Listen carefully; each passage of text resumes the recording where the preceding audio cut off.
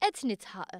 Kienet din ir-reazzjoni tal-President tal-Kumitat Eżekuttiv tal-Partit Nazzjonalista, Anne Fenech, meta fuq il-programm Għandi xi ngħid kienet mitluba tikkummenta dwar l-att kbir ta' direct orders li ħadet fi żmien Amministrazzjoni Nazzjonalista.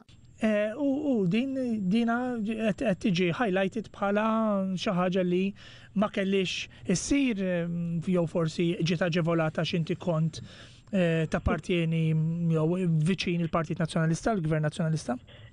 Qed nitħaq. Id-ditta legali ta' Anne Fenech ħadet 206 direct orders, fost oħrajn minn entitajiet li kienu jaqgħu taħt l-eks Ministru Tonio Fenech, kif wara kollox ikkonfermat istess. Dan ix-xogħol kien xogħol li rigwarda il-qasam marittimu. Issa jiena minix qiegħda Andrew biex noqgħod niftaħar brixi. I don't want even to go there. Għaliex inħossni skomda nitkellem dak il-mod. Hemm id-direttori internazzjonali, hemm l-affarijiet kollha li għajdu x'nagħmel u x'ma nagħmilx. Anne Fenech li fl-aħħar xhur għamlet kritika kbira fuq il-meritokrazija qalet li mhux ġust li wieħed jirrimarka l-fatti dwarha. Fosthom li mill-Ministeru ta' Fenech tħallset €160 fis-siegħa. Meta tiġi attakkata b'dan il-mod. It's not fair, it's not on.